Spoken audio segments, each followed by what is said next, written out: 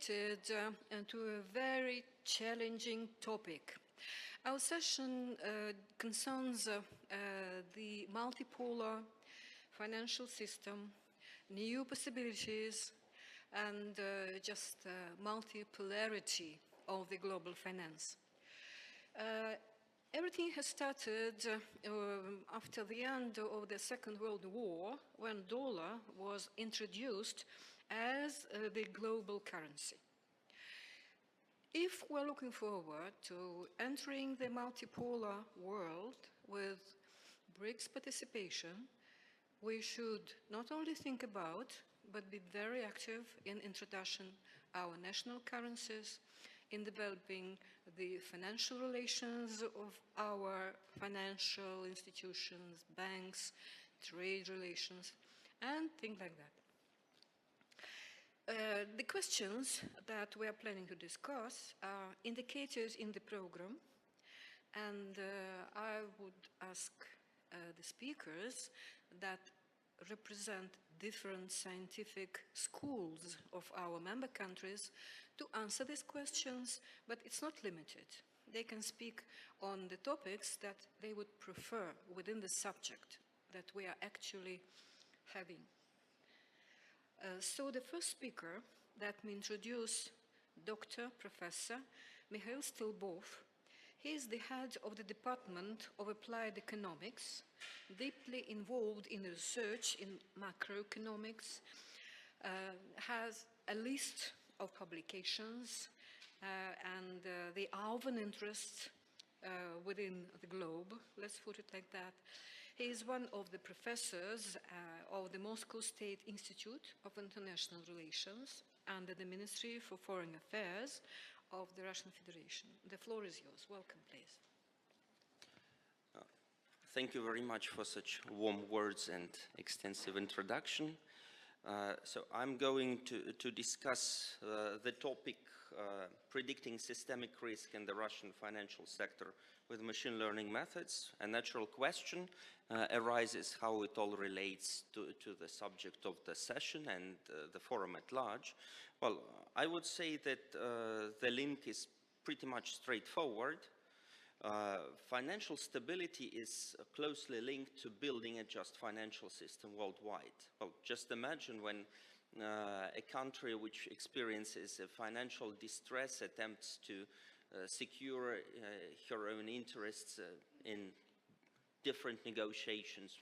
And of course, it is reasonably problematic. Therefore, it is important to maintain financial stability in order to have a strong voice internationally. Another question which comes here is how we measure financial stability, how we proxy financial stability. Of course, there are different approaches to offering various metrics, various measures for financial stability. I represent the school of thought which considers financial stability as an integral thing, and therefore I would propose a holistic, a comprehensive indicator of financial stability called systemic risk. And this type of indicator does not boil down to standalone financial risks which are well known, such as credit risk, market risk, etc. In the study, in the speech which I'm delivering now, I would focus on conditional capital shortfall as the key indicator of systemic risk. It is very convenient for cross-country comparisons, for international comparisons. On the slides which are being broadcast, you can see the formula, you can see how this capital shortfall could be computed, but the main idea is that if this measure has positive values, then something is wrong with financial stability of a particular financial institution. And if we aggregate these metrics across all financial institutions in the country, then we can conclude that financial stability is at risk, actually, for the whole country. I'm not going to delve into the technical details of this indicator. Just believe me that it is widely used by researchers to proxy the stance of financial stability in this or that country. And as I've noted before, it is very convenient since it is publicly available for a wide number of countries.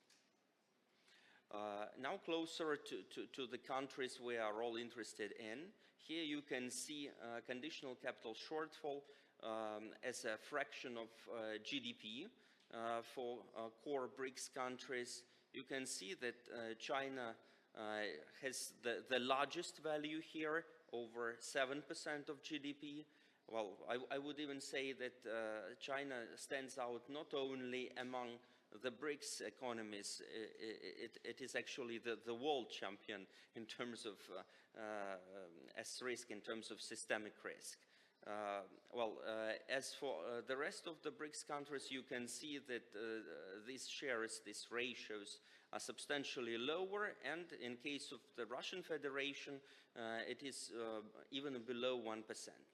And does this mean that we should be, complacent, that we should be content with ourselves? By no means, because we have to monitor and track the dynamics of systemic risk across different time periods, and what's more, we have to be aware of the indicators more or less typical for the bankers, for those who work with currency markets, etc., that would enable to forecast systemic risk as a holistic indicator of financial stability. Here you can see the dynamics of conditional capital shortfall for Russia over time. You can see three peaks. The first one referring to the global financial crisis, then comes the 2014-2015 crisis, which is specific to the Russian Federation, and the peak which refers to the pandemic period. My idea in this study is to construct a model for conditional capital shortfall for Russia on a relatively wide number of potential predictors, and to this end I apply quite fancy algorithms, machine learning algorithms, random forest and boosting. These algorithms have become quite popular recently, and they are now extensively used in financial stability analysis.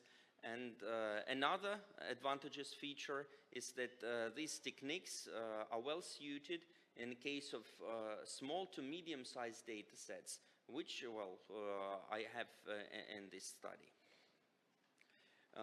Here on the slide you can see the input indicators, the potential predictors, which we consider as those which would help us understand the dynamics of systemic risk for the Russian Federation. They're divided in three blocks. First and foremost, we deal with macroeconomic indicators, pretty much standard ones, ranging from industrial production growth to key policy rate dynamics in our country.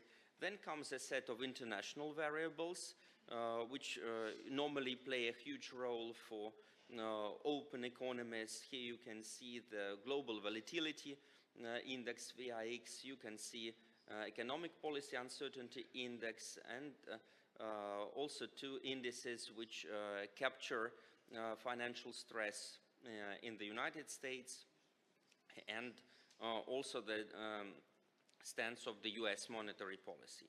Then comes a block of financial variables which are specific to the Russian Federation. Non-performing loans to proxy credit risk.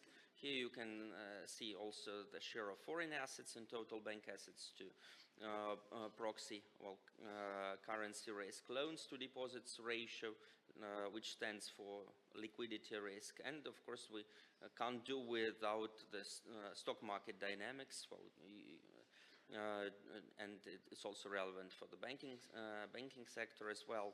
That's a proxy for market risk. Now, without any technicalities, which are very important, but which may be, well, quite boring, I would suggest discussing the results. The key result here is, as I've noted before, is the relative importance of the inputs, of the potential predictors of systemic risk. Well, here is the result for the whole period from 2008 to March 2024. You can see that the main predictors are associated with nominal exchange rate dynamics in Russia. So also you can see broad money, M2 aggregate dynamics, non-performing loans, and also somewhere in the middle and a bit lower you can see the international variables. The VIX does matter for our systemic risk. Also, you can see that economic policy uncertainty contributes to its developments, etc. But here we should be concerned with the question whether these results are sufficient or not in terms of the period heterogeneity. Of course, the period from 2008-2014 was rich in various events, both pleasant and unpleasant ones, in terms of financial stability in the Russian Federation.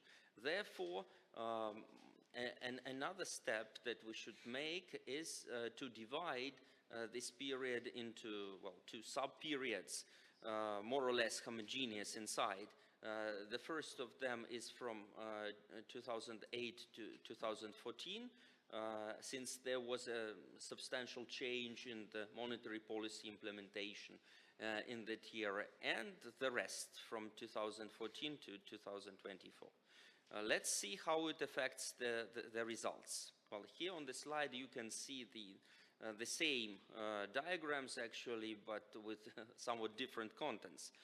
For the first period before 2014, you can see that the most of indicators which contribute to the dynamics of Russian systemic risk tend to be international ones. When we see to the opposite side of the slide and analyze the contents of the second diagram, we see that a more significant role is now played by domestic factors. That's an important thing that should be highlighted here. Systemic risk in the Russian Federation has different underpinnings within these two periods, and in the more recent period, let me say in the period which is closer to the current time, the most important predictors come from inside. That means that the Russian financial system becomes less dependent on the external factors. Well, of course, that's a claim that should be, well, further refined, further analyzed, but that's what the data says, at least. Now you can see the table which generalizes my assertion, my claim. You can see that for the period before 2015, VIX, geopolitical risk, financial stress in the United States are important variables. When we turn to the current period, we see that non-performing loans, well, that is the lending quality in the Russian banking sector tends to matter more. And also you can note that exchange rate dynamics has dropped out, actually, has ceased to become an important factor in the recent period.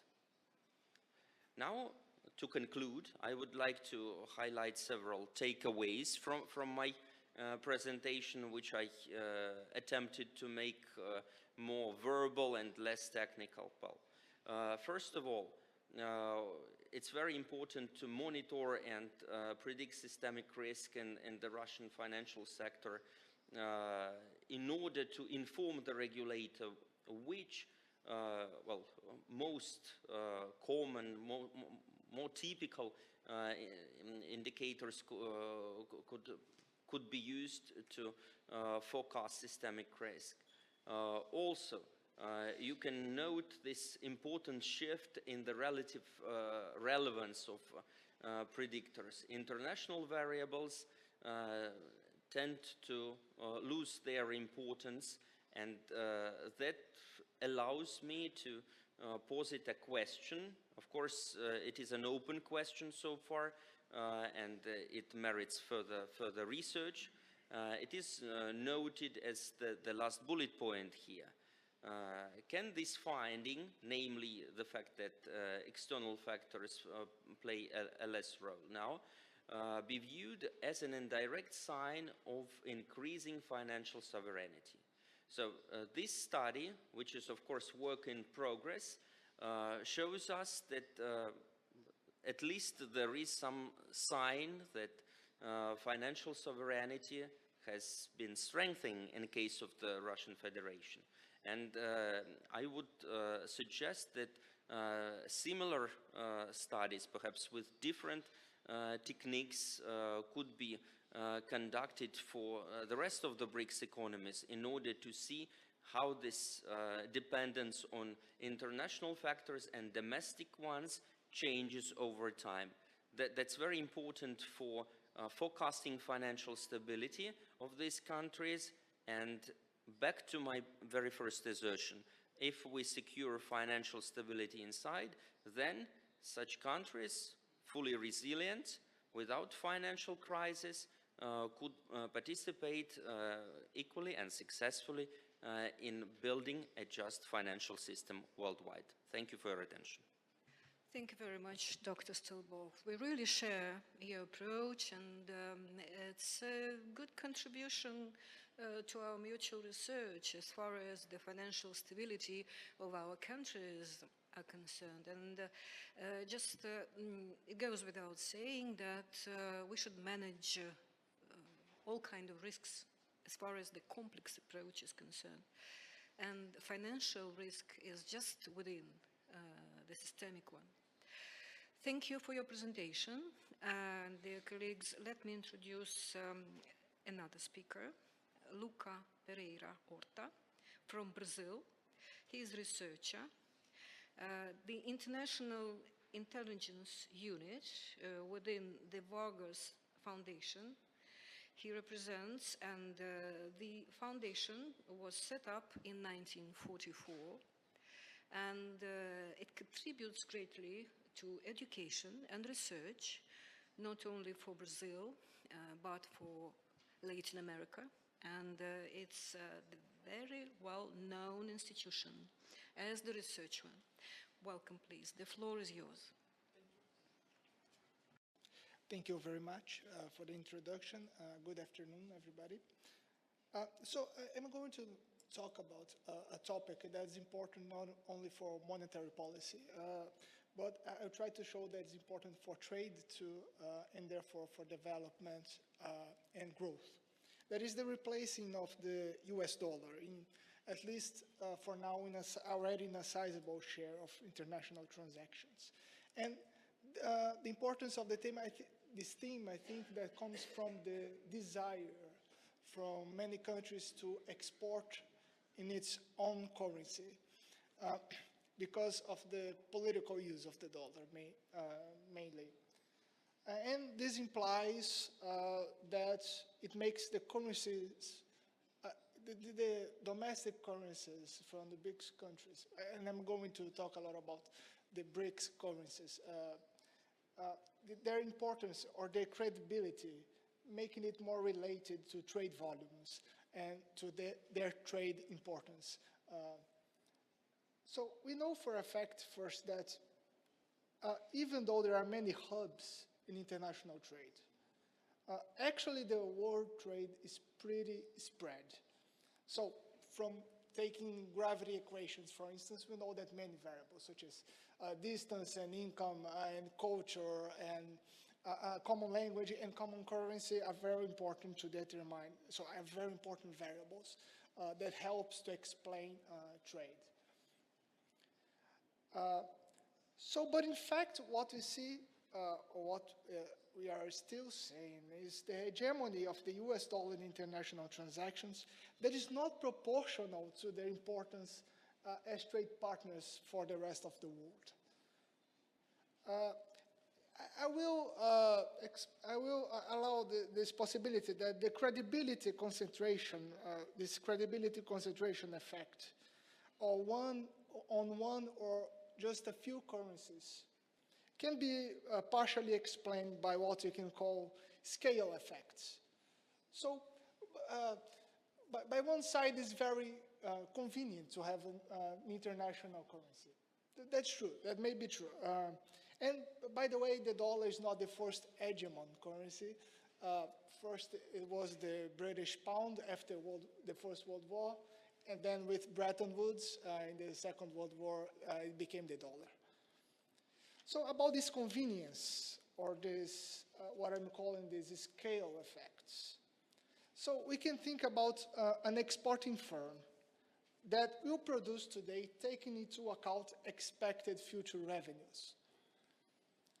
Well, it may not produce as much if it will be paid in a more volatile, we can say a riskier currency.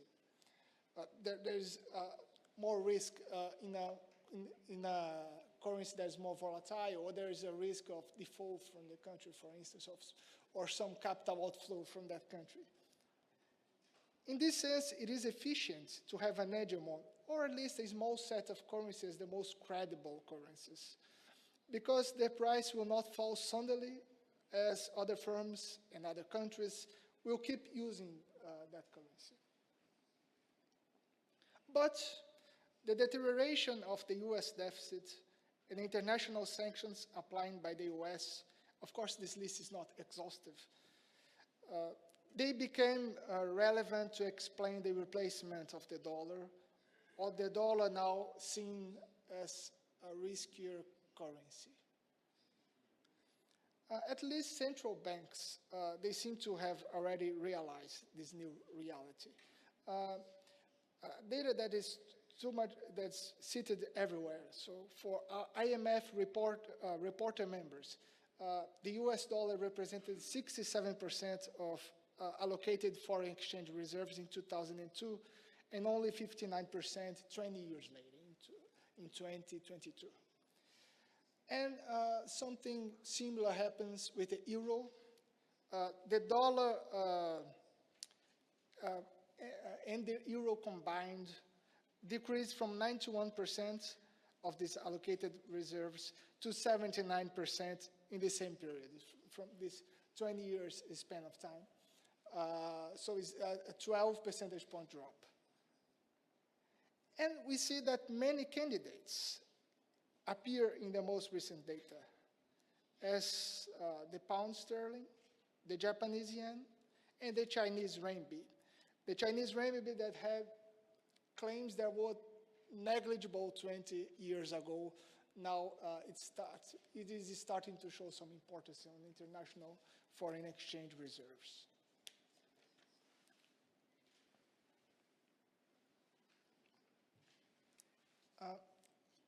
Even though I think we can still expect in the mid-run the dollar as a main currency, the BRICS represent a clear alternative.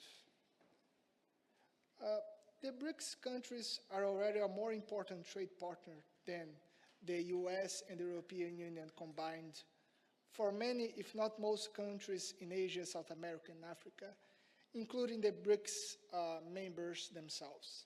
And I've just watched this session on trade where this is reinforced, the importance of the BRICS countries in the worldwide trade. And of course, one needs this kind of scale in order to substitute the dollar. provided that scale type of arguments are still very relevant. Of course, this is not a sufficient, but it is a necessary condition. Even if let's call it a quasi-currency for international transactions, is too far from reality. So maybe with some characteristics of currency.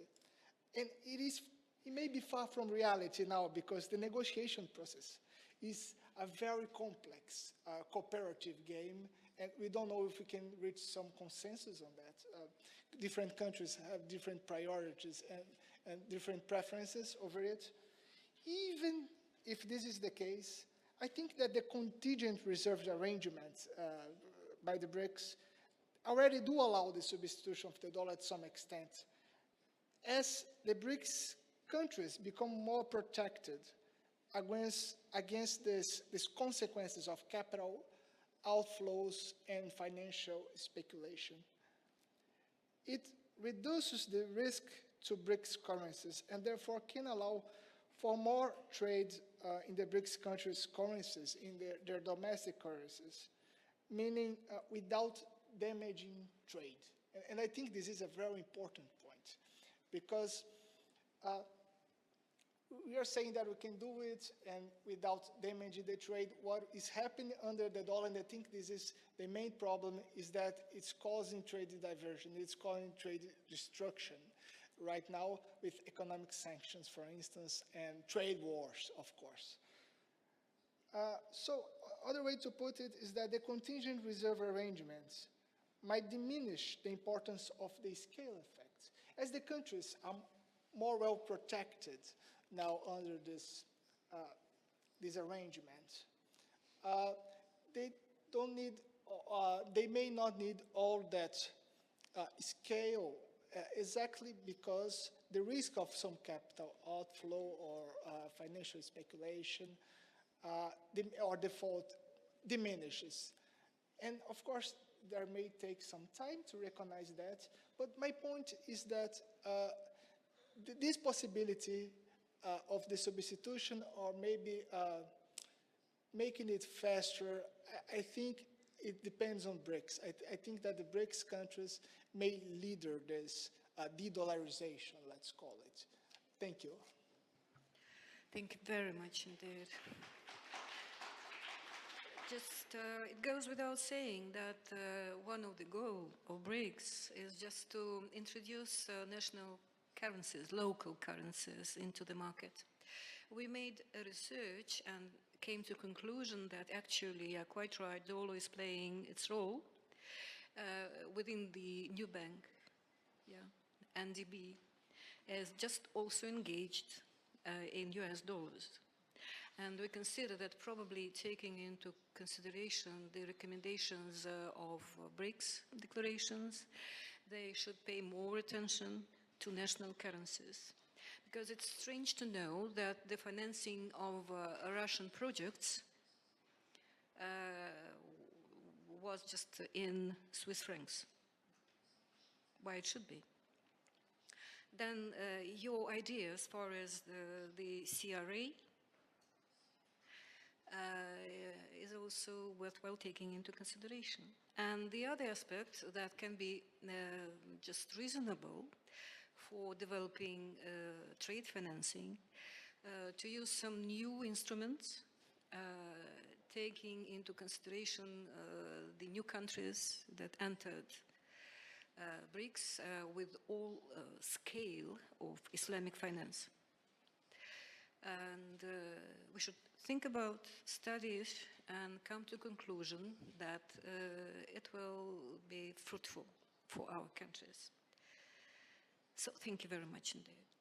Then I would like to ask Pradarshit Dash from India, the Associate Professor, Research and Information System for Developing Countries, RIS Institute, to take the floor. And I should note that RIS plays a very important role within BRICS with its research as far as new technologies, economics, and finance is concerned. Welcome, please. The floor is yours. Thank you, Chair. And I must thank my two previous speakers for raising some critical issues that are of concern to BRICS. First of all, I would like to thank the BRICS Export Council for inviting me to speak in this session. We are talking about multilateral, reviving multilateralism, and that very much apply to finance. So that the world of finance is fragmented or it needs to be reformed. This has been a very long debate for quite some time. If you see the BRICS finance track, it has identified all major problems and possible solutions to those problems in the form of reforms, creation of new institutions or mechanisms. From time to time, since 2009 onwards, we have seen enormous literature has been created on the BRICS process, and that applies to the finance as well.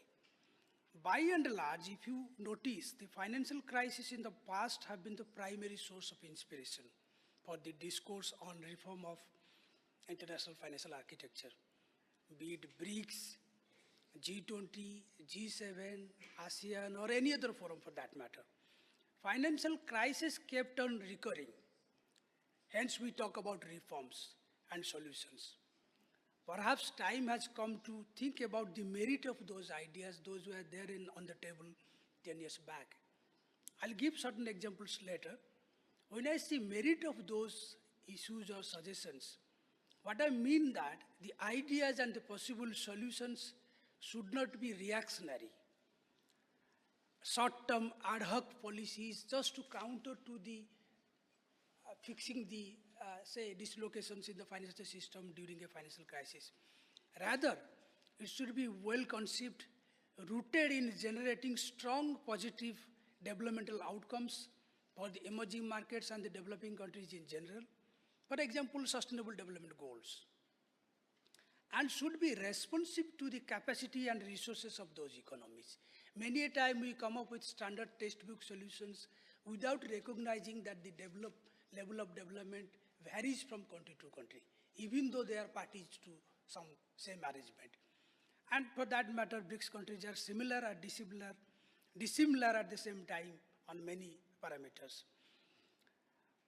If you analyze the past BRICS commitments, both in the leaders' declaration and in the finance ministers, central bank governors' communique, it indicates that a larger part of the suggested reforms are related to addressing the structural vulnerabilities facing the developing countries in achieving inclusive and sustainable development. For instance, I mean, it goes to all chairships of the BRICS, but just for illustration purposes, in 2010, during the Brazilian chairmanship, there was emphasis on increasing capital of IBRD and IFC and local currency trade settlement. This was 2010. We are talking about local currency settlement in 22 in South Africa and today. Very much appreciated that time as well. And when you say increase in the capital of IBRD and IFC, we are talking about increase in the capital of the MDB family in general. And that too, the two successive presidencies of G20, India, Indonesia have come up with 3 reports on how the MDBs could be playing a catalytic role in mobilizing capital for development. So where we are in terms of reforms. 10 years back we discussed that, today we are talking about that. So we need to seriously consider about where is the gap. Similarly, during the Indian presidency, Indian chairmanship of BRICS in 2012, there was a pressing need for enhancing the flow of development finance to emerging markets. Along with that, there was emphasis on reducing the cost of lending, adopting innovative lending tools, and avoiding excessive global liquidity creation. Don't you think that we are discussing the same thing now? So, and another example, during 2013 South African presidency, there was a concern for high public and private debt. 2013, And 2012, during the COVID time, the debt level worsened so much that we again started questioning that what should be the debt resolution mechanisms, both sovereign debt and the private debt. So there is a cycle of ideas surfacing on the same platform again and again, and perhaps we need to consolidate our work in that matter. What I'll do, when we talk about reform of international financial architecture, the literature is vast. There are several areas that we can talk about, but I'll just focus on 2-3 core issues, again keeping the emphasis on enhancing finance, access to finance by the larger developing countries, because that's the core of the financial system reform. Ensuring macroeconomic discipline, supervisory coordination, that was the focus immediately after this subprime crisis in 2007-8. But then we can't just keep on focusing on stability at the cost of development. We need to enhance the flow of capital to countries that badly need those, because their domestic resources are not enough. So the first issue that I would like to emphasize is the credit rating, because credit rating has become a sort of qualifying metric for the countries to have access to international capital. If you have certain good quality credit score, sovereign rating, then you will probably access the capital market and some forms of the external finance. Otherwise, it is no for you. But if you see the industry, global credit rating industry, it is very heavily concentrated and oligopolistic in nature. A few players dominate the rating business, which very often found unrealistic, and they fail to make proper assessment of the risk build-up. There are several examples of that. And they prioritize profits, shareholder value, unlike regulatory agencies that focus on public interest. So how much of public interest priorities the credit rating agencies put emphasis when doing this rating is not sure. And hence there is a lot of, concerns regarding that. The regulation and licensing of the credit agencies are minimal. They follow standard methodology with plus minus of 1 or 2 indicators, and then sort of drive certain things, focusing on the institutional quality and other things. Let me tell you that if a country suffers from civil war for whatever reason, or some sort of crisis recurring in that country, do you think that the country will be presenting a very high macroeconomic picture in a few years after they overcome this crisis? That is unlikely. And so that they will continue to carry a low credit rating for some time, which makes them ineligible to get access to the international capital market. So there are problems. I'm not going into the details, whether the capital requirement, the asset value, the collateral, all sorts of things that they consider are very much subject to sort of scrutiny. The agencies like the 3 ones, Standard & Poor, Moody's, Fitch, they have been accused of exacerbating the financial crisis and offering favorable evaluation to the enterprises that they would like to favor. And there are models that whether we should go for issuer model or other forms of the credit rating methodology, but that is something that we need to discuss. So the rating agencies very often ignore the massive deterioration in the credit worthiness of the of certain asset categories.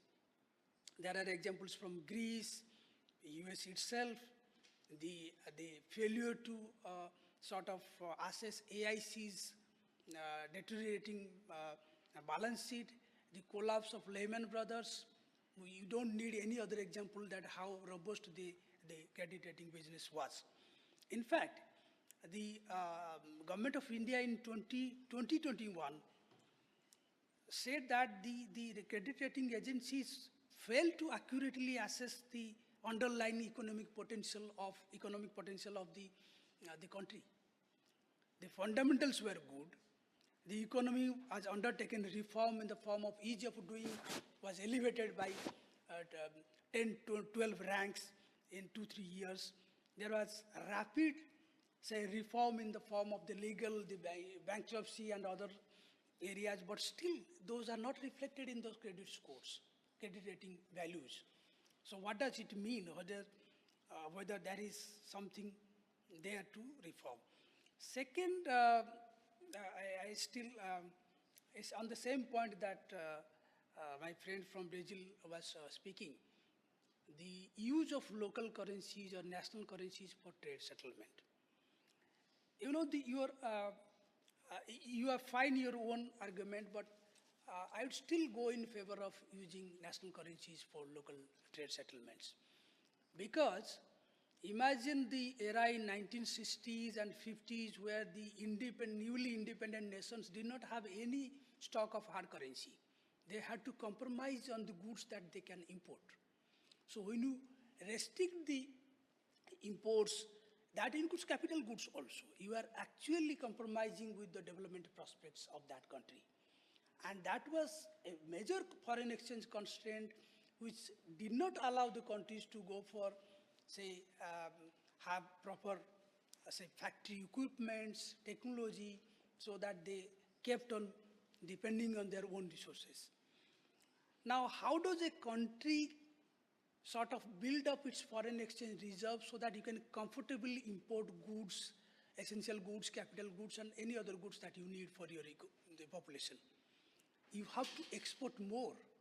If you need to export more, you have to, say, undergo a complete transformation in economic production and system so that your products are competitive, both in terms of price and the technology. And you have to pursue it over time so that you can build up the foreign exchange reserves to sort of have access to that, which is not the case. The East Asian countries, till 1997, despite of being export-oriented economies, were not thinking of holding that much of foreign exchange reserves because they felt that we are open, we have access to international capital. They were happily borrowing short-term and investing long-term. When the financial crisis happened, they realized that servicing the short-term debt of 1 year or less than that of maturity, they had no money to pay. And you saw the exchange rate crashing Thailand, Indonesia, Philippines in a contagious fashion. So had it not been the hard currency, they perhaps could have solved it.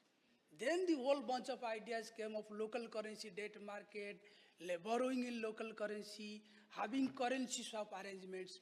So all these instruments are precautionary instruments that in case of low stock of foreign exchange reserves, we can manage provided we have these mitigating instruments. So local currency use is an instrument, to mitigate the low access to financial foreign exchange reserves or possibly very less probability of holding sufficient reserves.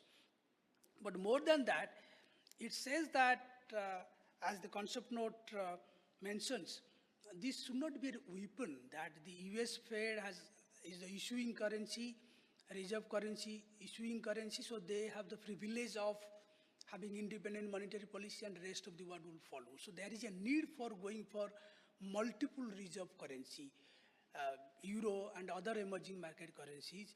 In fact, why Chinese currency will only be part of the SDR when they revise during the 5th revision of the code SDR composition. There should be Indian currency, there should be Brazilian currency, there could be many other emerging market currencies who are eligible to be part of the global transactions. And if you see, I have my own paper, we have seen that the share of US dollar, euro, sterling has gradually come down in the total foreign exchange buffer in the world. And the emerging markets are increasing. There is nothing wrong in that. We need to promote a system where no single currency monopolizes the financial transactions. Imagine it has happened to Russia, it could happen to you, it could happen to India, it could happen to any other country, that if the SWIFT does not work, then you have no means to pay. Had it been several other payment systems, perhaps that could not have been the case. So weaponizing certain instruments should be avoided. I'm not talking about any particular country or any particular currency for that matter.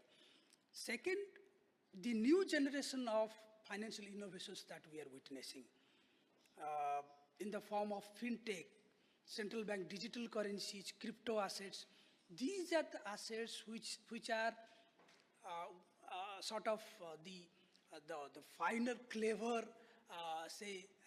packaging of risks and return by the financial fraternity, which we should thank them that they come up with all such of products. But our regulatory systems are not prepared to sort of embrace and promote those assets, because those assets are not traded in a conventional platform through the trade brokerage firms and others. Those are traded in the digital platforms. For example, the fintech solutions. Now, unlike a bank, you don't have to go to any bank physical branch.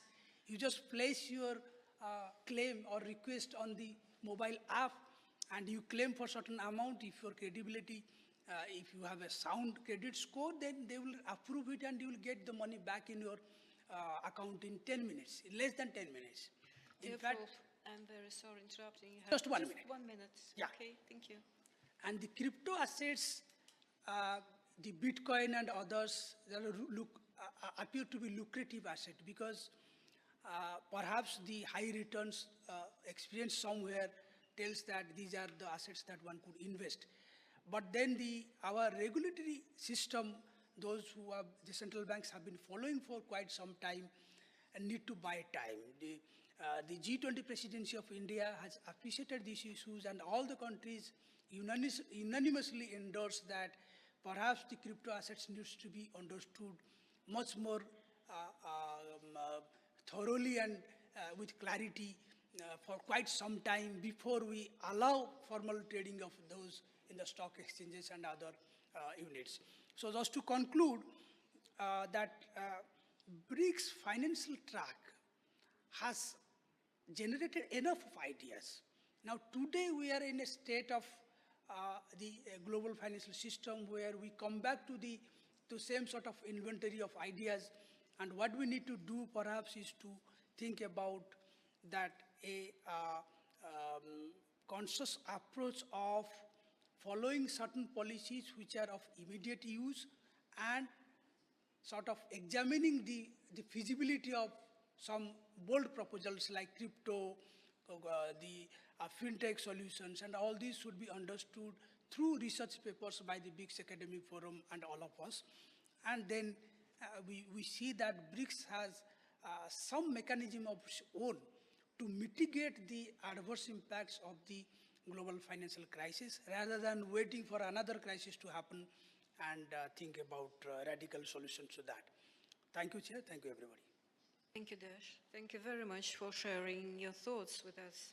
They're really precious. And I would like just to mention that the problem of new instruments and tools that can be suggested to the market depends on priorities that can be provided to our BRICS participants. And the other aspect as to about the access to the financial markets are concerned, it depends on the infrastructure development, because most financing goes through intermediaries, through banks at the moment. But there is the possibility to open ways for direct financing through stock exchanges. In 2017, there was an agreement between the countries and stock exchanges to develop relations. But the question of local currency and the exchange rates depends on the infrastructure problems. Thank you very much indeed. Then I take the opportunity just to present Tu Yanhuang, China, the Dean of Yangtze River Economic Zone Research Institution, Renmin University of China, and that is the very well-known research institution, and there are a lot of publications that are of an interest to BRICS. Welcome, please. Thank you. I'm pleased to give my arguments on how BRIC countries improve international monetary system, I have 3 points. The first point, we need a reform of IMS. The current international monetary system cannot satisfy the great changes of the 21st century and needs reform. Climate change, slowdown in economy and population growth, an expansion gap between the rich and the poor, increasing geopolitical conflicts and government debt. These huge challenges are breaking the balance of IMS and deepening the fragment of it. So BRICS should work together and promote the reform of IMS to reshape a better and just IMS. After 5 new members joined BRICS, BRICS are more powerful in energy, manufacturing, service, and financial market that can strengthen the resilience of the world industrial and supply chain.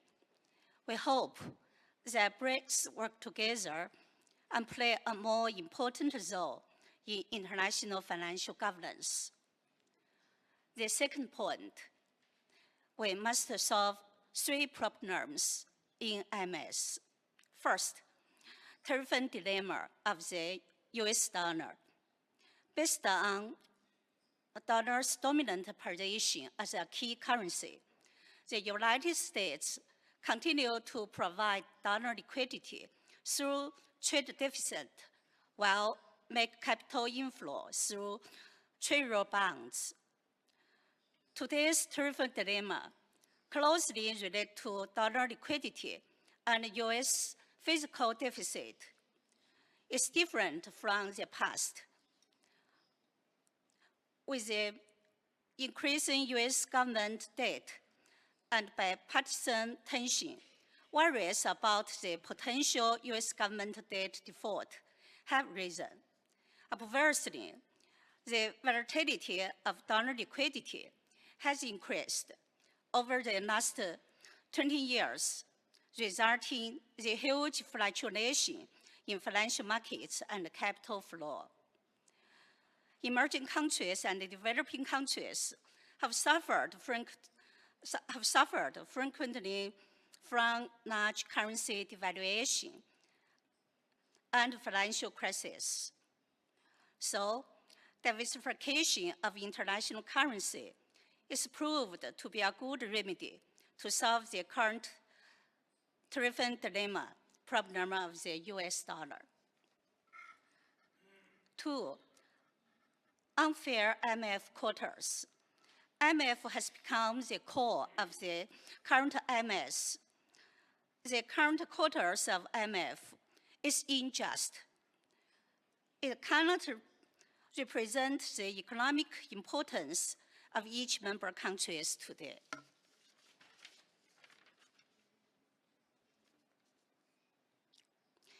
Its governance is dominated by Western countries, especially in the United States.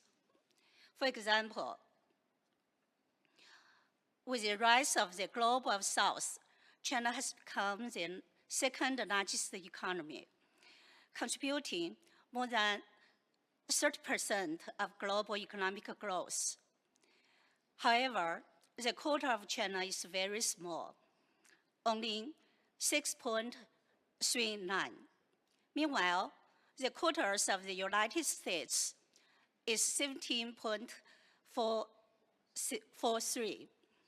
The IMF's board of directors requires a majority of 85% for important decisions. This gives the US de facto veto power. Because of the quotas of the China and other BRIC countries, are too small in comparison with those of advanced countries. So I think the most important reform of IMF is adjusting its quotas to have greater fairness. Third, supply of international liquidity. Because of the decade of low interest rate, balance of sheet effect become greater. The global debt increased to a new record. It's reached at 313 trillion US dollar in 2023. Threats of currency mismatch and debt default is fast increasing.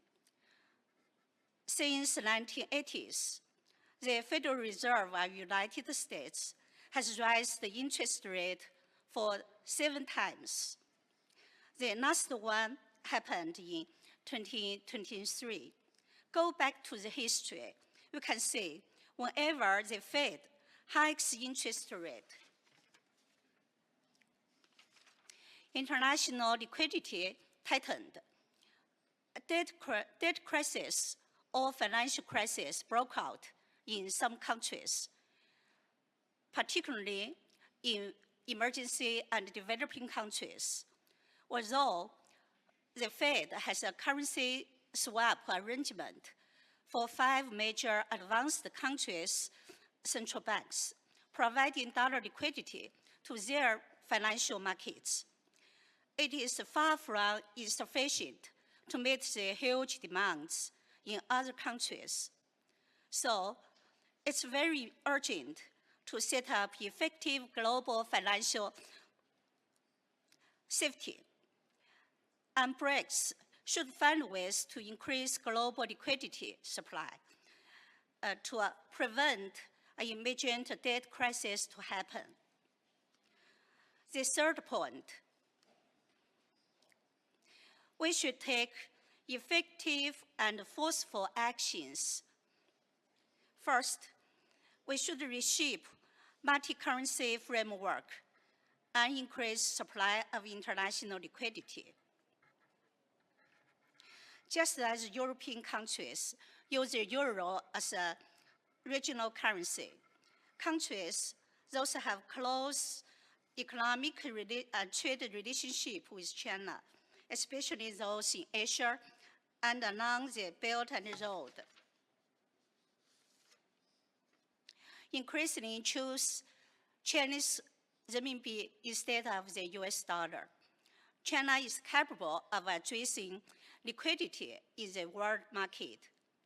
For example, in 2023, the issuance of renminbi bond in Hong Kong reached 566.8 billion yuan, easing a lot the US dollar constraint for many countries. People's Bank of China also has bilateral currency swap arrangement with 31 central banks.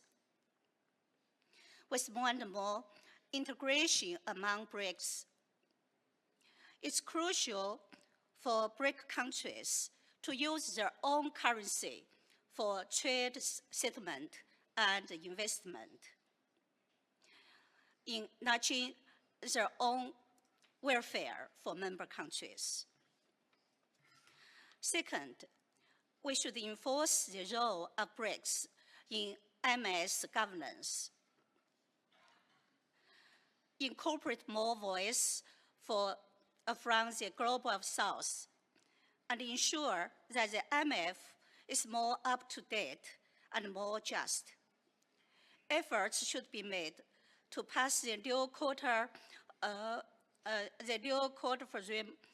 formula under the 7th General Reserve of quotas by June 2025 to guide the next quota adjustment to make IMF quotas distribution more representative of each member's economic importance globally.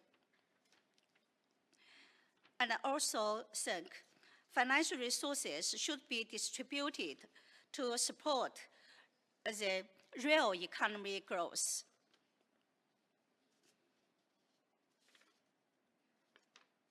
I'm awfully sorry interrupting. Just 1 minute just left. one. Yeah. Thank you.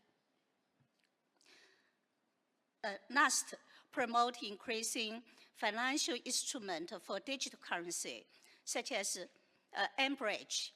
In the digital currency era, it is necessary to establish a new monetary cross-border payment system based on central bank digital currency.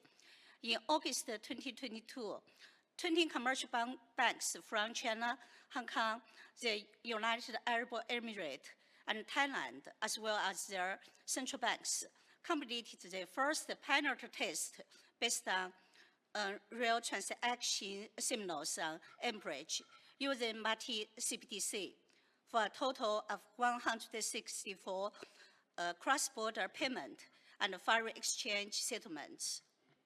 Compared with the traditional payment system based on agent banks and SWIFT, mBridge has a point-to-point decentralized framework and could reduce currency, save time, and improve trade efficiency.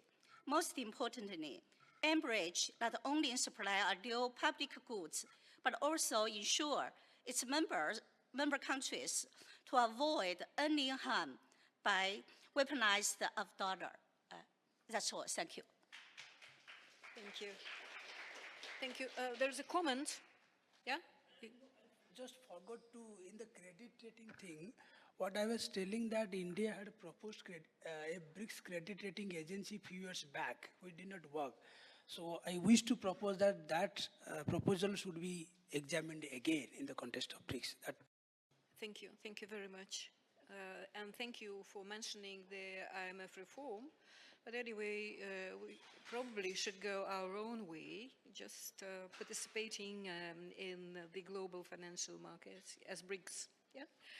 Dear colleagues, I would like to thank you for your profound contribution to the general discussion as far as our session is concerned.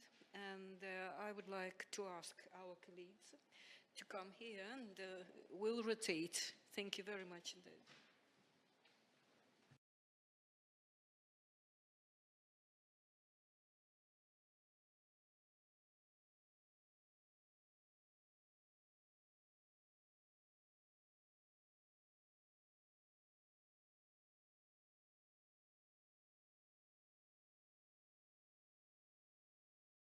I'll ask actually Ronnie Makwadi,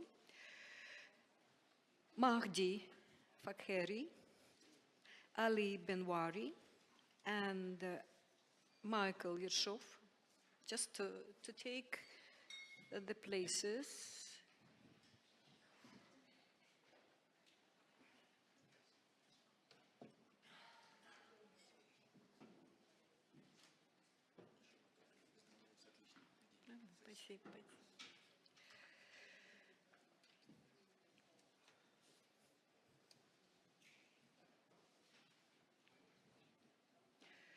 Sorry, we can continue, yeah?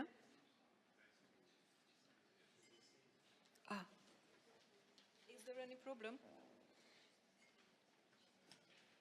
It's okay at the moment? Okay. We'll continue, actually, and I'm happy to present you Rooney Makwadi, South Africa. He is a professor of the Nelson Mandela University, the university that was founded in 2005, and the roots go to the 19th century, let's put it like that, as the research institution, as the education center. It's just a kind of the most diverse institution as the South Africa is concerned. Welcome, please. Thanks very much, Chair. Where do I change this thing? The remote? Thank you so much. Well, I'm not going to be long. I just want to dwell on on two main pillars in my talk today, and that is, if you notice, this is why the world is not becoming multipolar, just finance. So I'm going to be dwelling on this question, why the world is not becoming multipolar. Where are the binding constraints? Then I'll talk about the just finance, right? So we cannot not but first talk about multipolarity, this concept, right? This concept is often discussed in terms of geopolitical power dynamics, right? However, its realization extends beyond that, extends beyond politics, to include economic, cultural, even technological spheres. So it cuts across the whole spectrum. So economic multipolarity, in particular, is crucial as it signifies a more balanced distribution of economic power among various countries or regions, and also reduces the reliance on a single dominant economic force. So I cannot not but mention the big organizations that are at the moment forming part of the existing financial architecture, globally speaking. That is the IMF and the World Bank.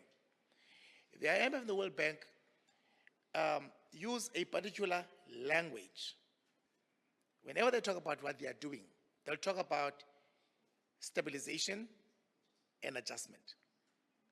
And those stabilization and adjustment come with conditionalities. And amongst others, is trade liberalization. Well, we can debate about its benefits and, of course, its discontents. Reduction in government expenditure. What is the impact of that in developing countries, if it's a condition, right? Deregulation of trade. Devaluation of currency.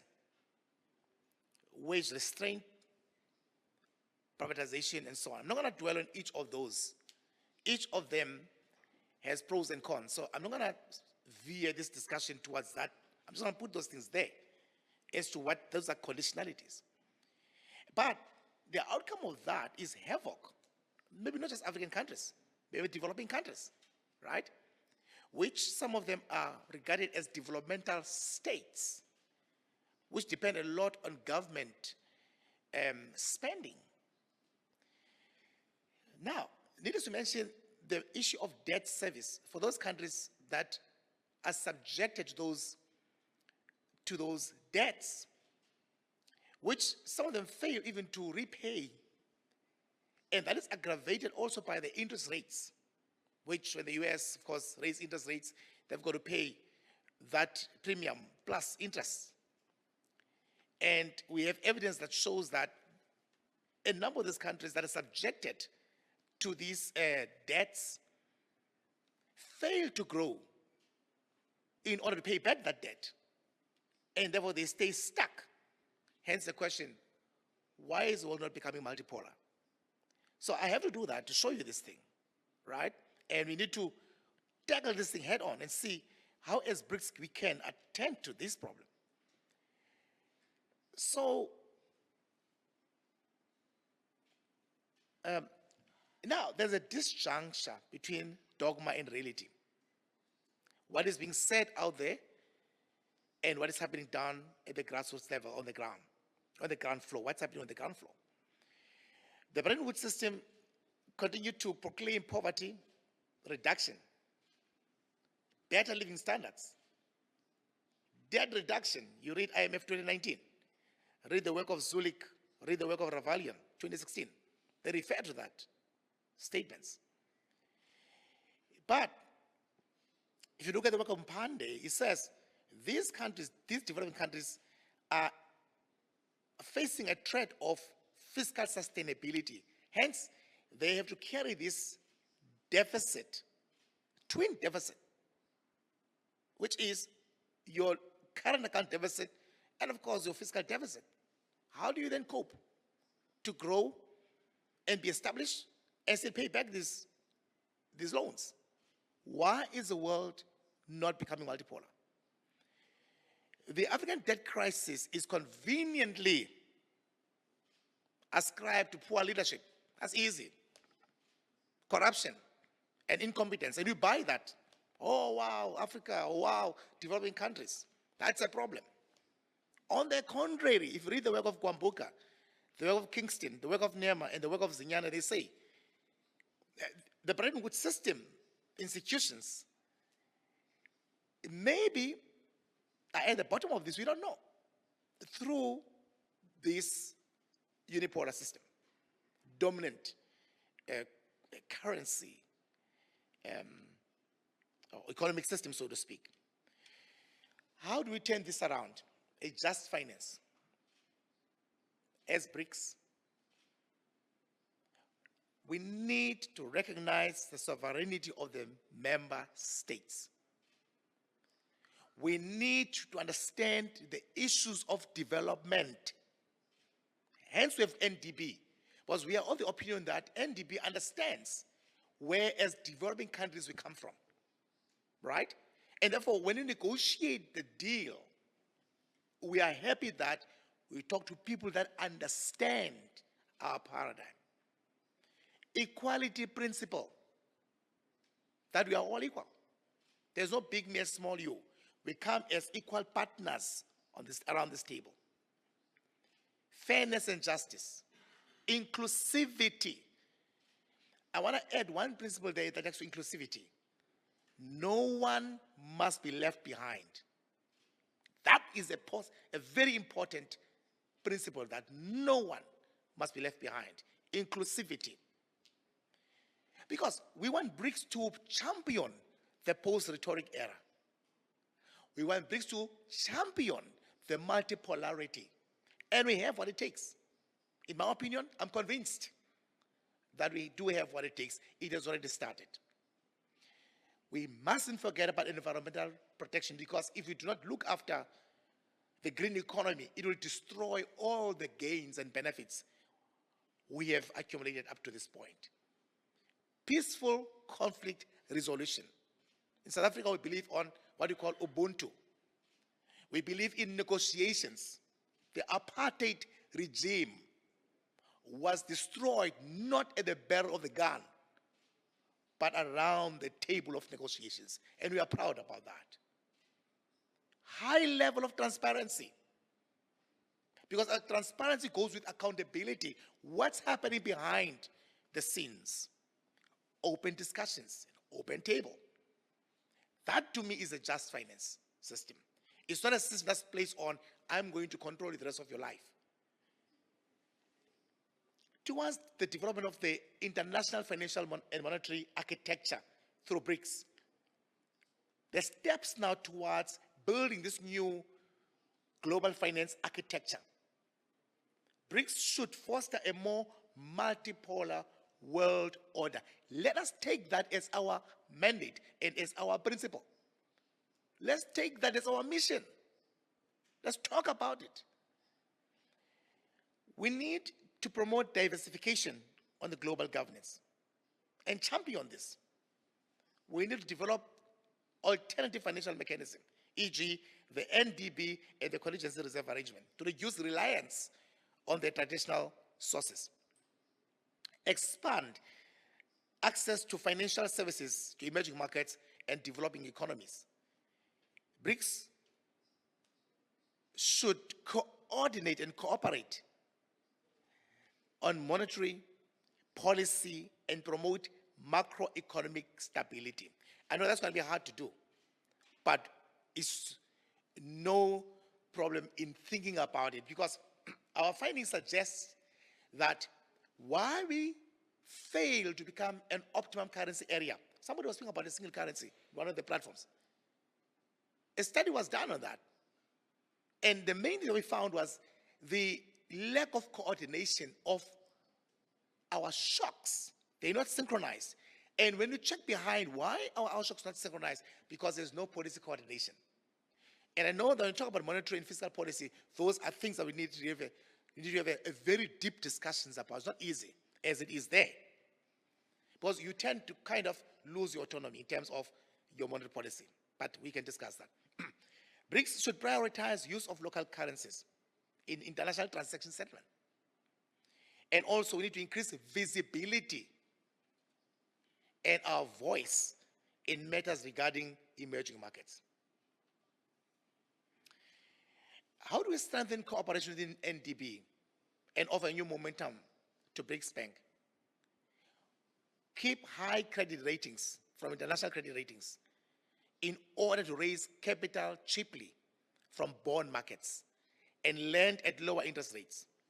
I'm not talking about the credit rating institutions. It's another point, a sensitive point.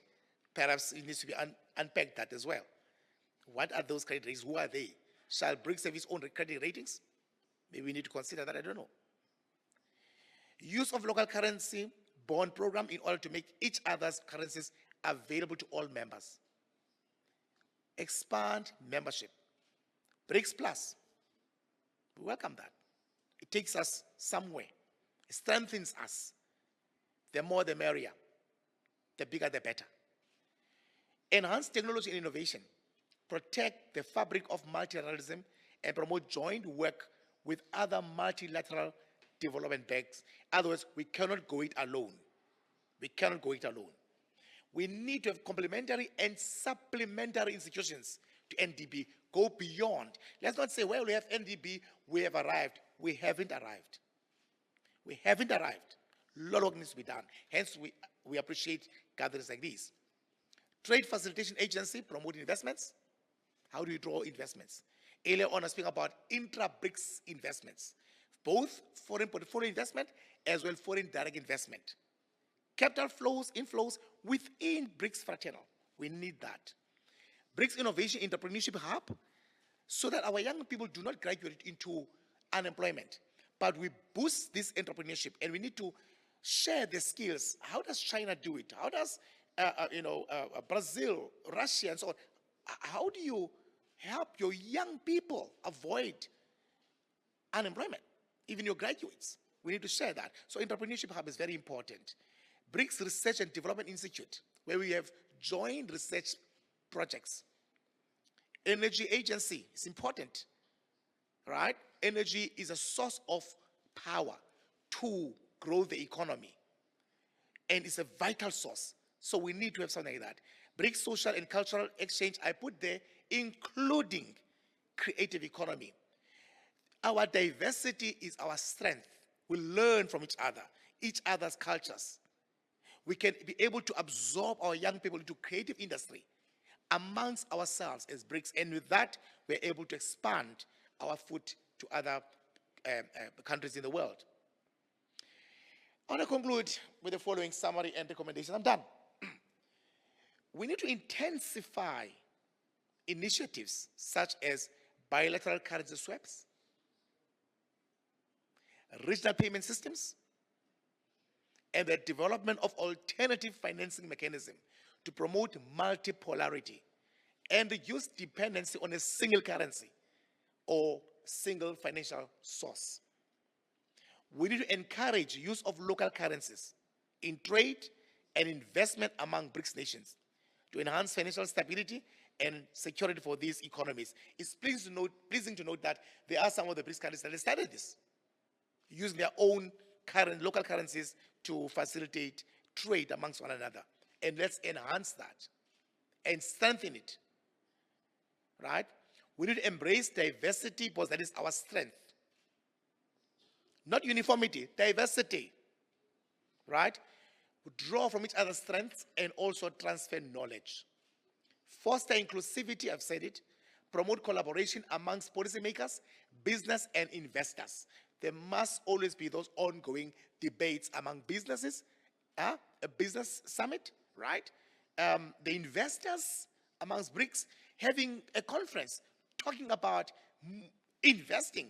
We have some SEZs and ITZs in South Africa, right? More investors coming in, plow their money, destroy this unemployment, and we all will benefit from this. Promote technological innovation and strengthen multilateral institutions will be essential for navigating the complexities of the multipolar financial system. The strength of our growth in BRICS is nothing else but technological innovation. If you do not innovate, then there is no way to grow. What is innovation? We as BRICS, we should be disequilibrating our economies. What do I mean by that? You destroy the status quo. You destroy the equilibrium to build a new one. And people can say in the world, BRICS are leading, others follow. Can only be to that point of innovation. BRICS should play a complementary role to the existing global financial architecture. I'm not saying destroy the big guys. No.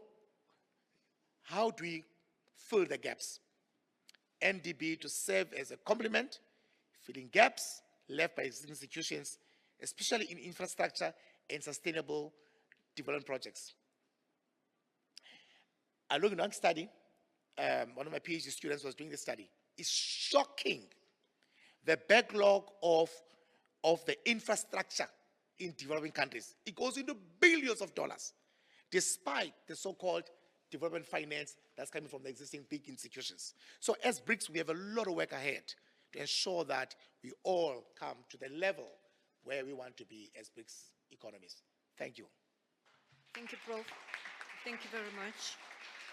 No time for comments. We'll go forward, and I'm happy to introduce Mahdi Fakhridji from Iran, professor, School of International Relations, and the school is really supported by the Ministry for Foreign Affairs and the Ministry of Science, and from its turn, school contributes to the activity of not only of these two ministries.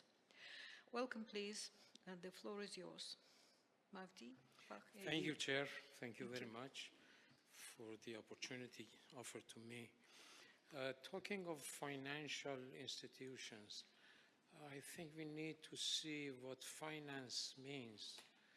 And that is very simply talking is the income earned by export activities, which is a result of production capacity and is the safest way of getting finance. The second point, or the second best option, is foreign direct investment, which takes countries to bring their fresh money to your economy, invest it there, and jointly benefit from it. The third mechanism for finance is loans, either hard loans or soft loans, which could be a base of financial incentives for developing countries, but in the long run could have a reverse effect. There, I think our South African colleague mentioned the African debt, and we are witnessing the Latin American debt as well, and the negative impact on that. Then the fourth one could be technical assistance of financial institutes, and finally the projects based in different countries and based on their profitability. Now, that being said, and given the scarcity and conditionalities of the financial institutions in Bretton Woods institutions, I think we need to find a proper response, how to deal with the member countries' needs in international situation, international financial institutions. A simplistic answer to that is to do what Bretton Woods institutions have not done and not to do what they have done. But this is only one side of the coin. There are many technicalities involved, and if we want to practice real politics, then the story might be different. As I mentioned, the first subject that we have to take into account is the interconnectivity of finance with trade.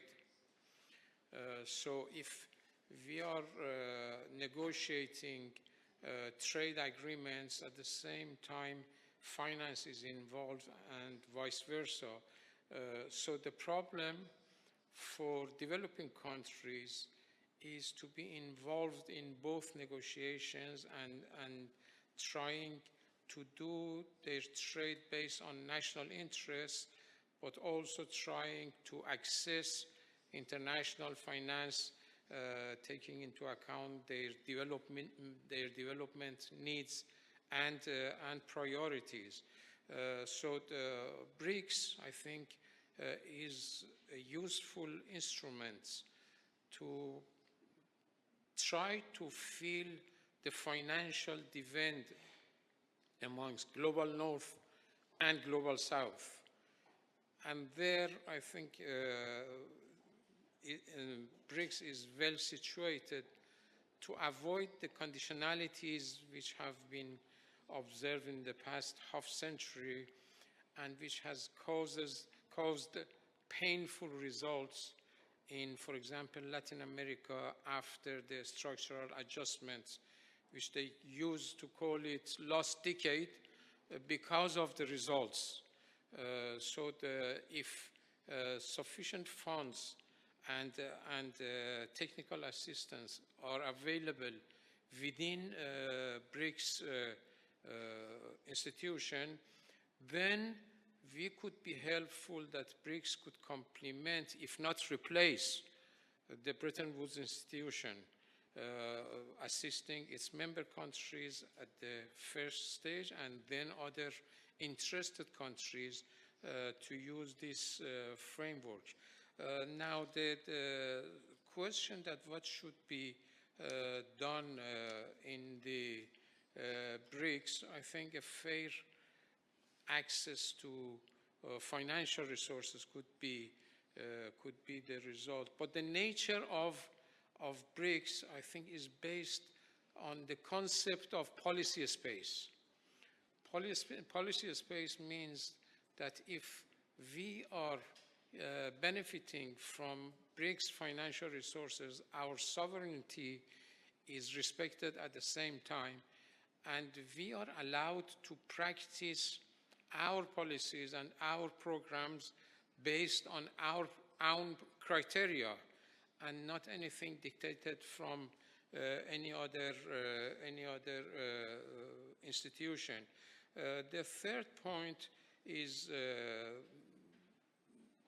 a non-discriminatory access to the BRICS resources, because sometimes there is a priority or a preference for less developed countries, and sometimes the opposite side.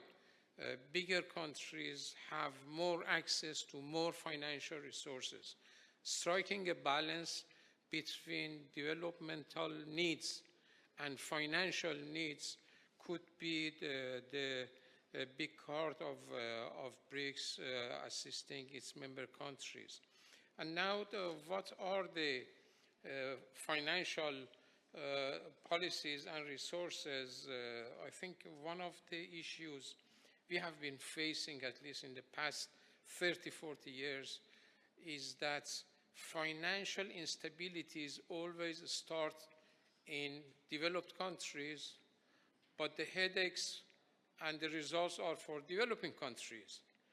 So how BRICS could find proper solution and proper policies to avoid these financial instabilities and to suffer less from that? I think the issue of CRA is a possibility, but it needs to be complemented by regulations and plans to how to face, with concrete measures, how to face international financial solutions and how to formulate scenarios on the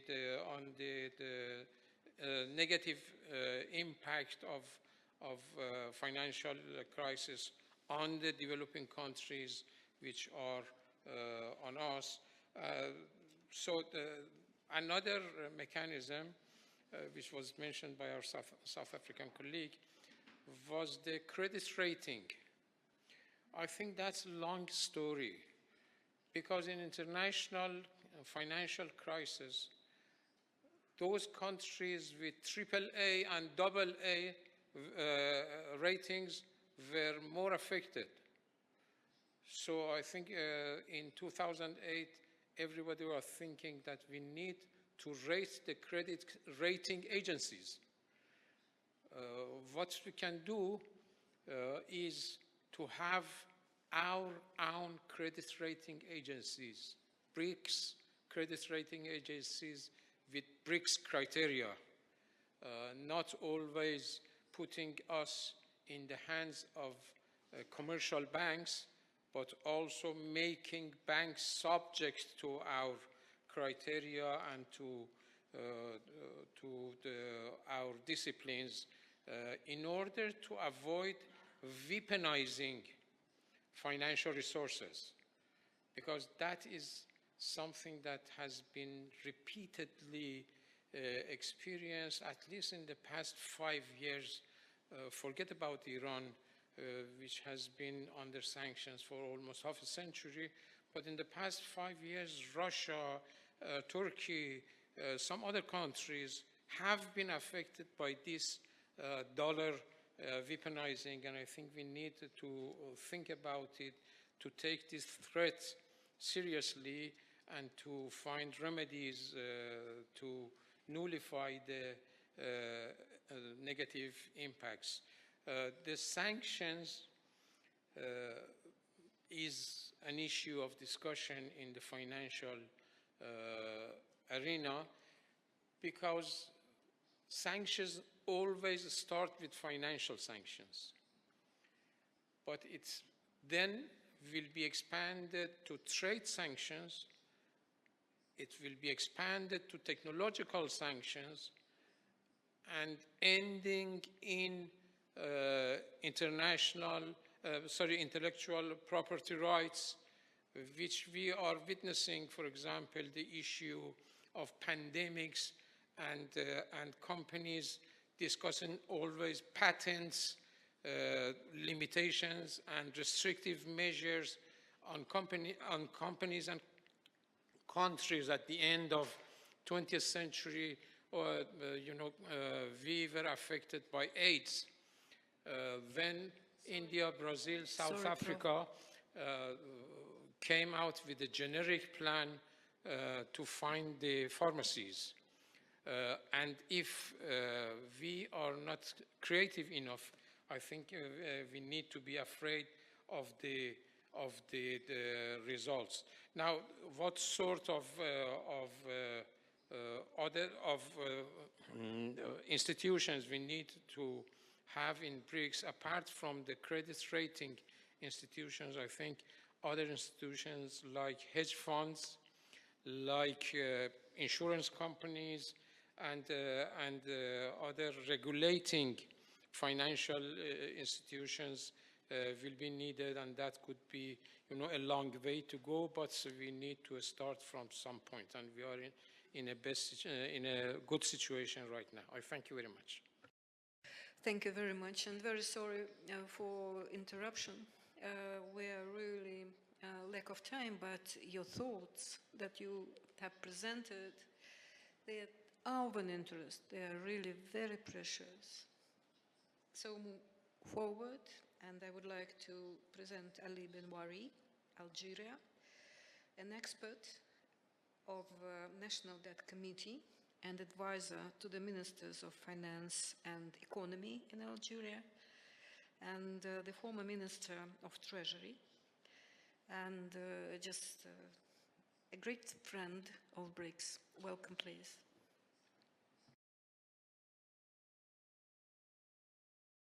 Yeah, thank you very much, Irina. Just to precise, I am no more advisor to the Minister of Economy and Finance. I was, but now I'm just okay. I have a company in Geneva, in Switzerland, because I have also Swiss citizenship. And, well, that's had to be precise. The topic of this session is why the world is not becoming multipolar, just finance, which I translate as follow.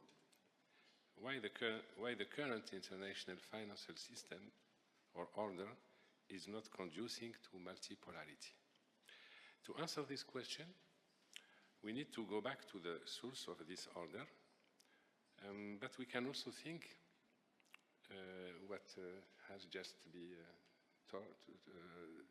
told by my friends here, to start thinking about how to create a new,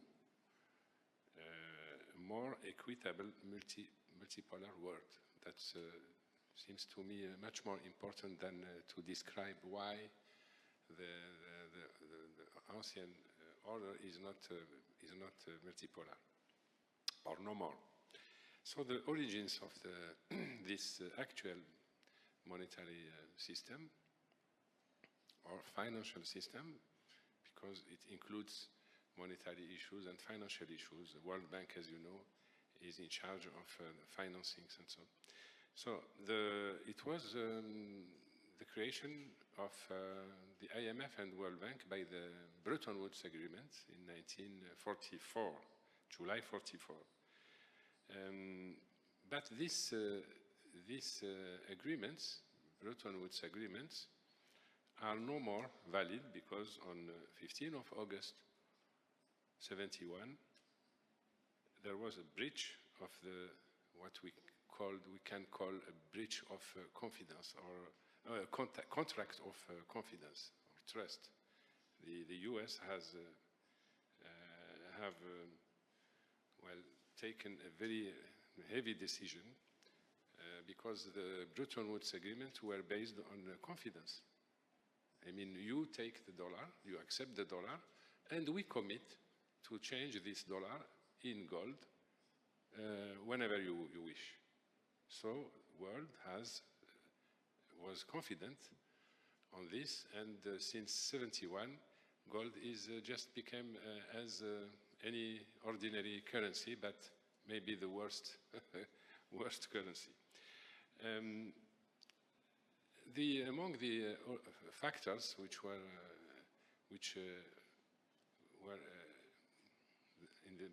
behind this actual order, or behind the importance of the dollar, because when we talk about the international order, the actual international financial system, we have to talk about the hegemony of the dollar, because it's based on the dollar, in fact, because Bretton Woods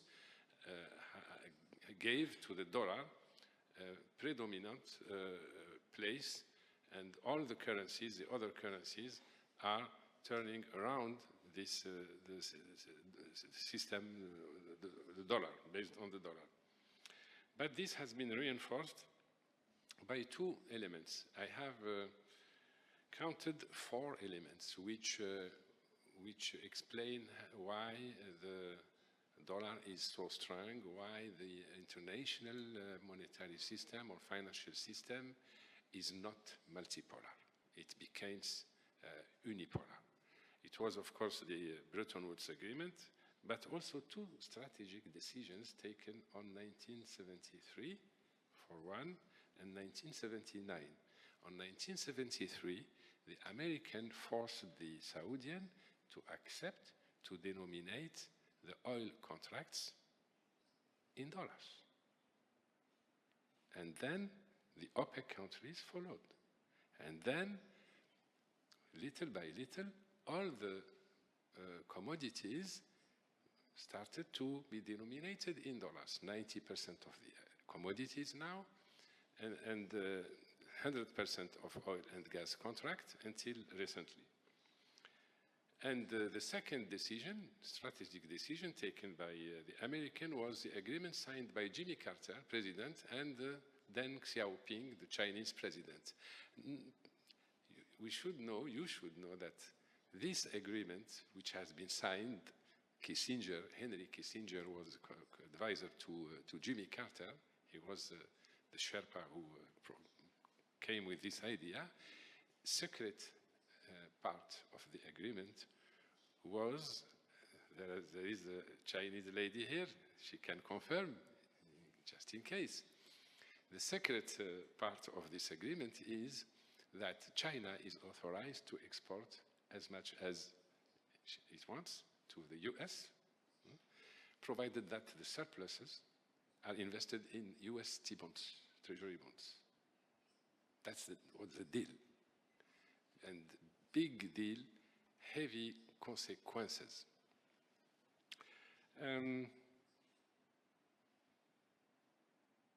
Also on the technical level, this is the fourth reason why the dollar is so predominant.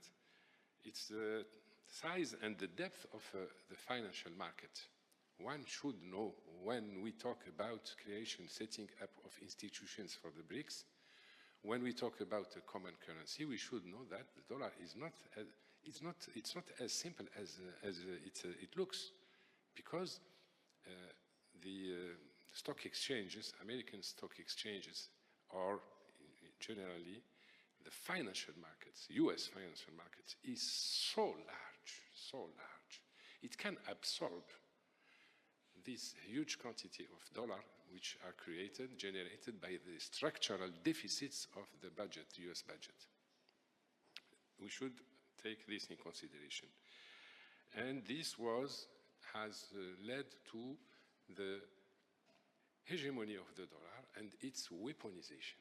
I mean, the dollar is an arm, is a weapon. It's not a currency. When we talk about currency, BRICS currency, we should, which in replacement with the dollar, it's like you create a weapon against the weapon. I mean, you attack a weapon. You don't attack a common, simple, ordinary currency. And this has been permitted or allowed the US to this weaponization of the dollar, because they can have as much as deficit they want, no limit, because the dollars you have in your pocket are used to finance the deficits, US deficits.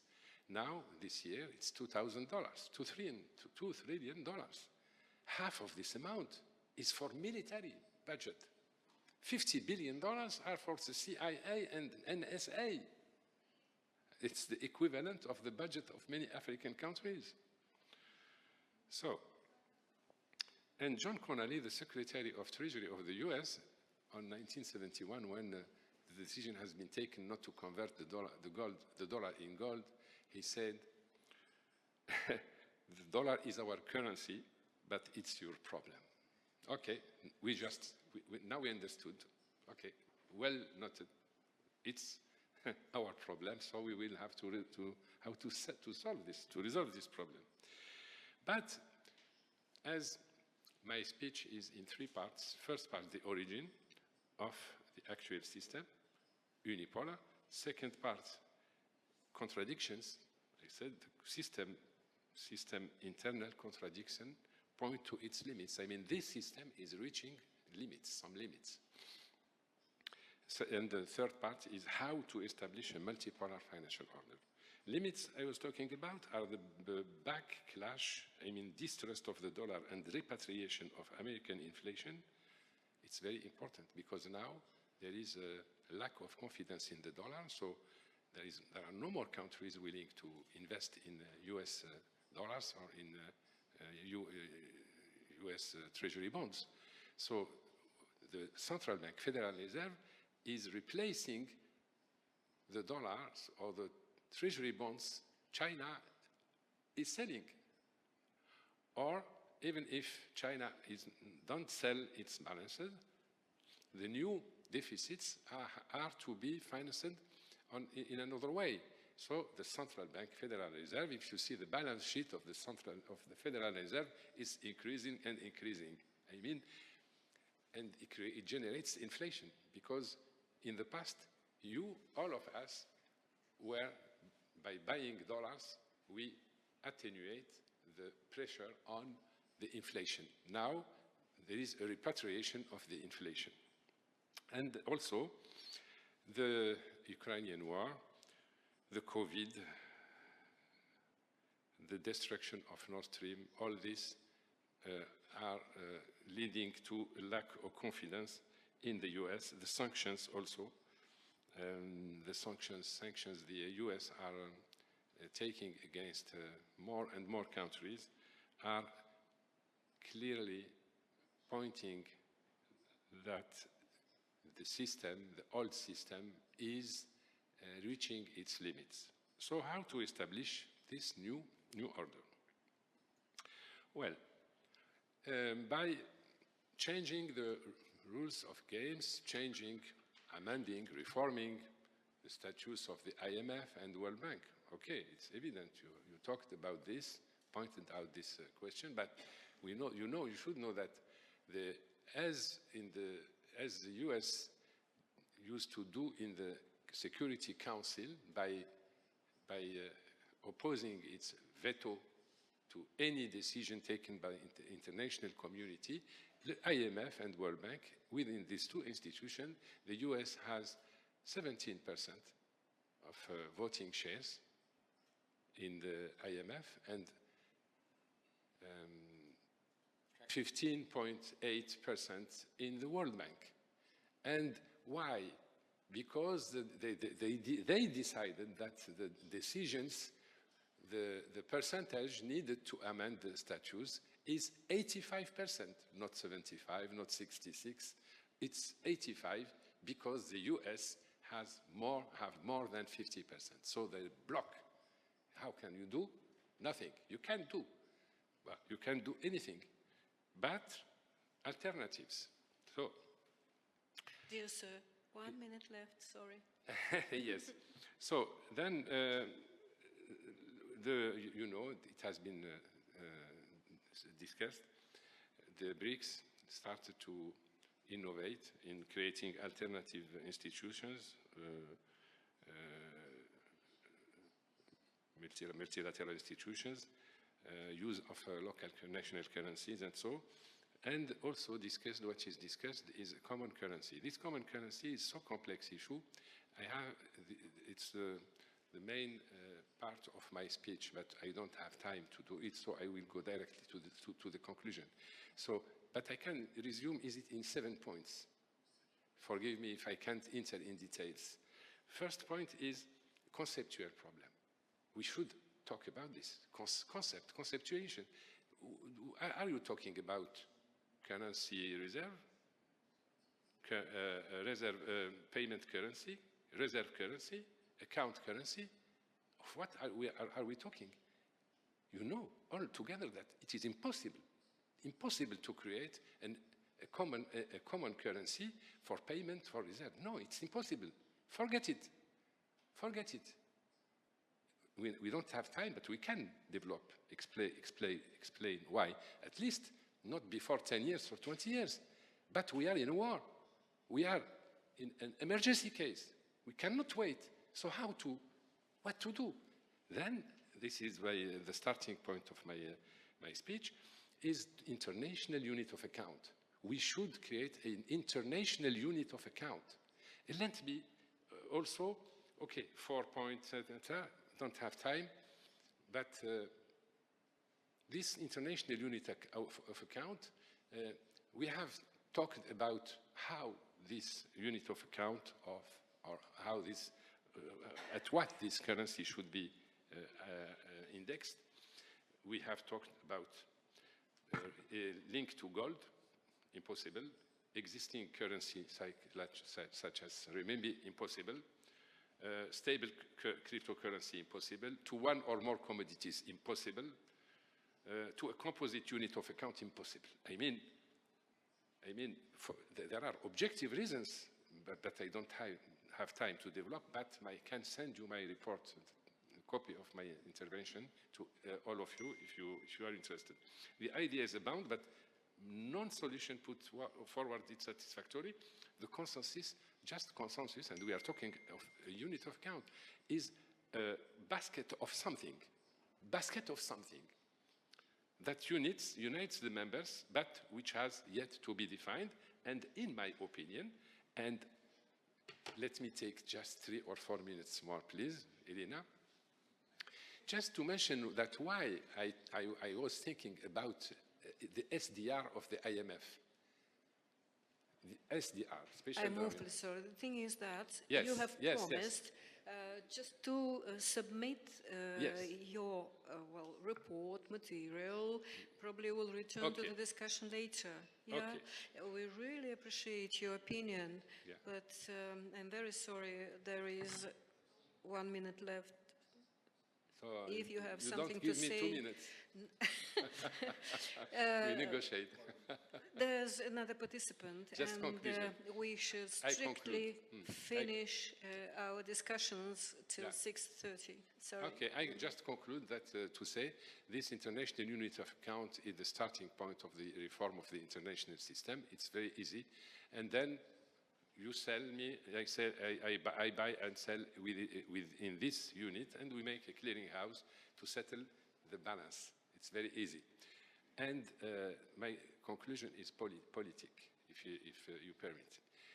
This is just to say that we should enlarge, expand the numbers, the group, the BRICS group.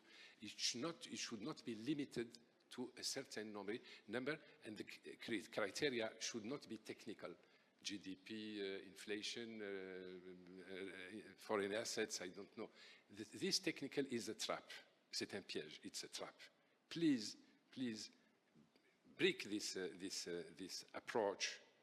The enlargement, expansion of the BRICS is the key factor of success.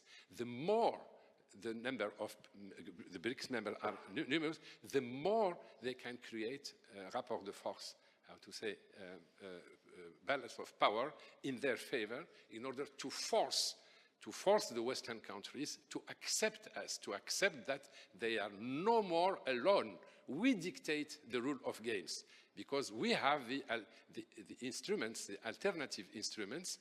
They will come to this obligation because in the meantime, we will prove them that we can live without their institutions. And this is philosophically or tactically or strategically the best way. We create alternative institutions, but we don't miss the final goal, objective. The target is the reform of the international monetary system. We are the world. We are a part of the world, and we should think differently. We should think about a global system and not a parallel system. Thank you very much. Thank you very much. Thank you very much indeed, and we are looking forward to getting your report. Then we'll make the qualitative and quantitative assessment of your proposal, and we'll certainly return to the discussion later. Thank you very, very much indeed. And I'm pleased to invite Michael Yershov, Professor of the Financial University under the government of the Russian Federation, Chief Director of Financial Research and Head of the Financial Analysis Department, the Institute of Energy and Finance. A lot of publications and very useful. Thank you very much for that. Thank you. I want to thank our speakers for their very insightful presentations. And I took some notes that I want to share with you within this limited time frame, within 3-4 minutes or so. Okay, that some of our speakers have raised. Indeed, there's a general, absolutely correct conclusion that is made that the BRICS countries should play a more significant role in the world financial system. Apparently so, of course. Who cares? I mean, we all do care about that. But this is not only the geopolitical question, but also a technical question. And so many of us, many of you, in fact, raised some questions how to address this very challenging task. One important thing is that, of course, local currencies should be used more intensely.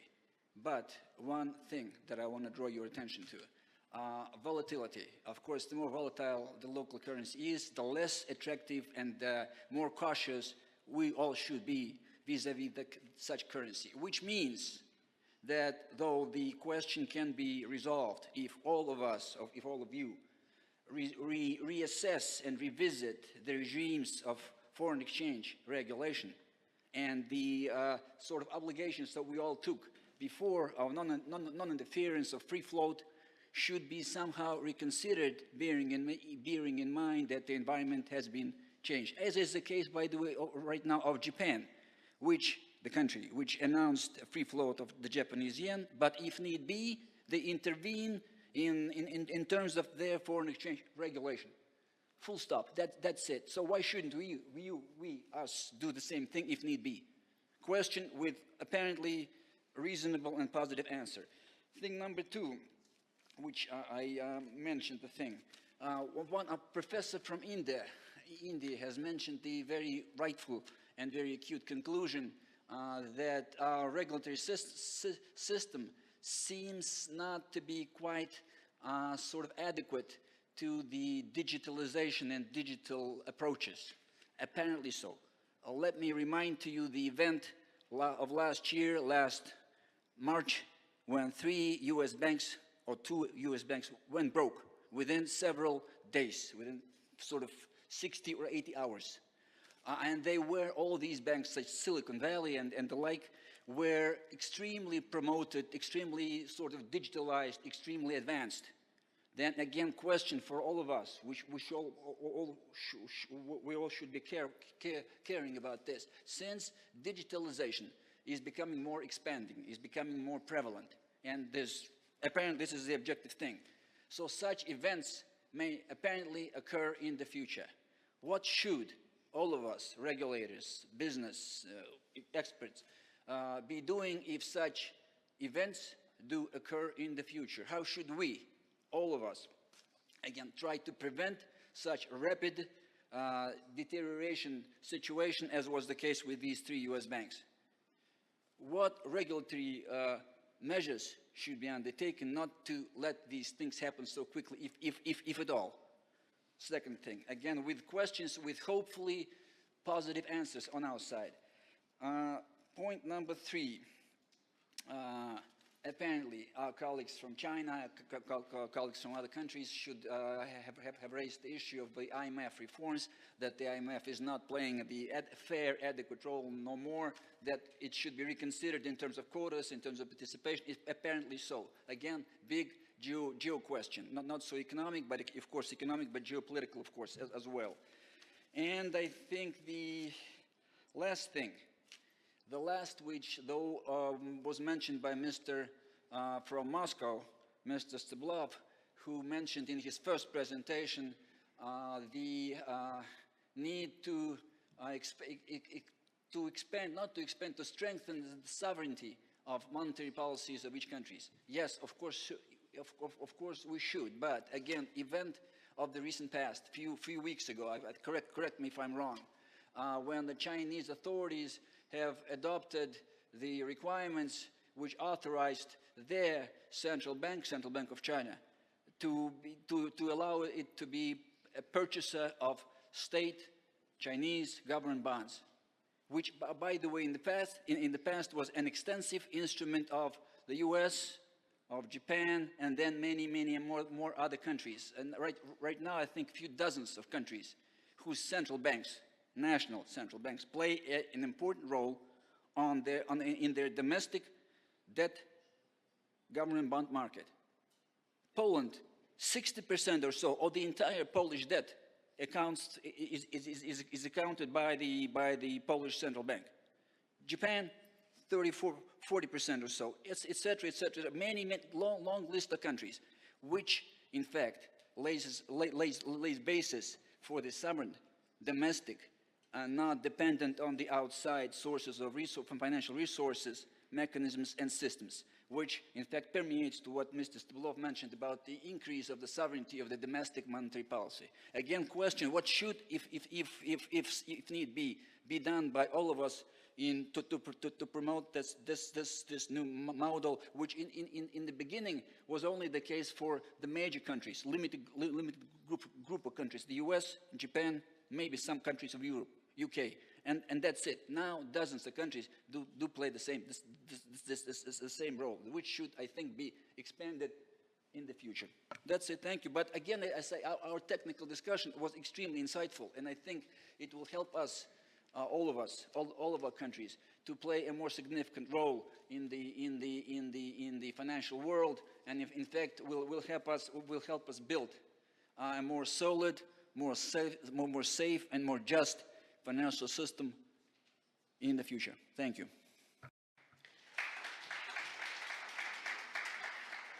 Thank you very much indeed. And I have the honor to thank you for your participation, for sharing your thoughts with us, for your contribution to our session. And we have some questions at the moment, one or two, not more. Just welcome, please. Alexander Vorontsov, Institute of Oriental Studies, Russian Academy of Sciences. Dear speakers, thanks a lot for the really great presentations. And one short questions. BRICS pay system is available, creation of the pay system? And if available, when it's possible to expect? BRICS pay. Thank you.